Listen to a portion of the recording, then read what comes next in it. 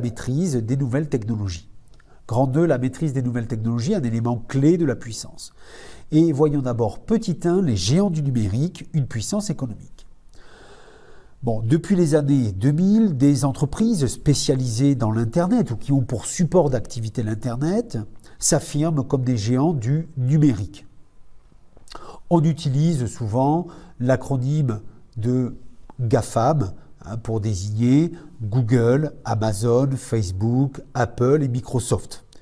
Mais ce phénomène s'étend aujourd'hui largement en Asie où on utilise l'acronyme BATX, c'est-à-dire Baidu, Alibaba, Tencent et Xiaomi. Alors, ce sont peut-être des entreprises chinoises qui nous sont moins familières.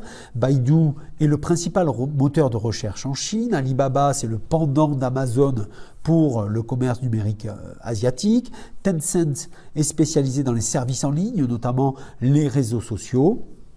Et puis Xiaomi est une entreprise chinoise de produits électroniques et informatiques, par exemple la téléphonie mobile. Ces entreprises ont une puissance économique extrêmement forte. Si on revient au GAFA maintenant, la capitalisation boursière des 5 GAFAM représente presque le double de l'ensemble de la capitalisation boursière des 40 entreprises françaises les plus performantes, ce qu'on appelle le CAC 40. Donc si on additionne la capitalisation boursière, c'est-à-dire le prix entre guillemets que vaut l'entreprise à la bourse, on additionne ces 5 et on est quasiment au double des 40 entreprises françaises en capitalisation boursière. D'ailleurs, certains classements économiques prennent en compte la puissance financière de ces entreprises et les classent à l'égal des États. Et à ce petit jeu-là, on peut constater que le total des chiffres d'affaires des 5 GAFAM dépasse le PIB de la France. Donc, ça nous montre quand même cette dimension économique majeure. La réussite de ces entreprises s'explique par leur nouveau modèle économique. Il est basé non plus sur des produits matériels, mais basé sur les données des utilisateurs. Et que ce soit les GAFAM ou les BATX, les deux s'appuient sur ce qu'on appelle les big data. C'est-à-dire la capacité des ordinateurs à calculer un nombre de données et à agréger un nombre de données hallucinant. Cela explique d'ailleurs pourquoi des entreprises comme Facebook ne cessent de vouloir accroître leur nombre d'utilisateurs. Facebook en revendique aujourd'hui 2,3 milliards. On peut prendre un autre exemple, Google, c'est le moteur de recherche le plus utilisé au monde, qui totalise 80% des recherches mondiales. Alors aujourd'hui, pour faire perdurer ce modèle économique basé sur les données des utilisateurs, la nouvelle stratégie économique des GAFAM, peut-être un petit peu moins des BATX, mais au moins des GAFAM, est basée sur la diversification. On peut prendre plusieurs secteurs. Les GAFAM se lancent dans la finance avec par exemple Apple Pay, également dans les télécoms, la domotique, la robotique. On peut citer le rachat de Motorola par Google, les enceintes ou les montres connectées, etc. Enfin, tous les produits un petit peu qu'on connaît aujourd'hui. On peut citer aussi l'alimentation avec le rachat de la chaîne de magasins Whole Foods par Amazon en 2017. Alors Whole Foods en France, c'est pas une chaîne de magasins très connue, mais c'est extrêmement connu dans le monde anglo-saxon. Très performant, racheté donc par Amazon, et puis les médias et la communication avec le rachat de YouTube par Google, d'Instagram et de WhatsApp par Facebook par exemple.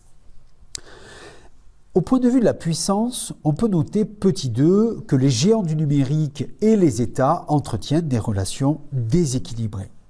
En effet, les entreprises du numérique peuvent être associées au soft power de certains États. Ainsi, les GAFAM, dans une certaine mesure, participent à la diffusion du modèle culturel américain.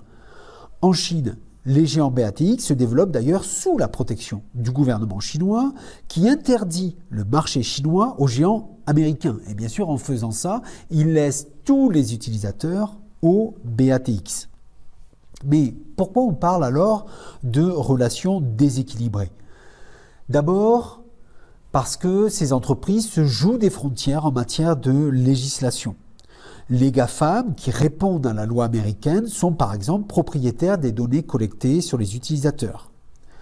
Deuxièmement, elles profitent de règlements fiscaux hétérogènes dans le monde, ce qui favorise des pratiques d'optimisation fiscale. Enfin, dans un autre domaine, elles sont souvent accusées d'influencer l'opinion publique par des algorithmes, souvent assez opaques, qui privilégient la mise en avant de telle ou telle information au détriment d'autres. Au même titre, des réseaux sociaux tels que Facebook ou Twitter sont régulièrement accusés de véhiculer des fausses nouvelles, des fake news. Mais ces derniers temps, quand même, on assiste à une réaction des États. Depuis quelques années, les États ont réagi en tentant de mettre en place une régularisation des pratiques de ces entreprises. On va donner 3 exemples. En 2017, l'Union européenne a infligé une amende de 2,7 milliards d'euros à Google pour abus de position dominante, ce qu'on pourrait appeler monopole, ce qui est interdit en Europe. En 2018, qui a été une année terrible pour Facebook, face à la fuite de données de plus de 80 millions d'utilisateurs, Mark Zuckerberg, le PDG de Facebook, a été auditionné par le Sénat américain.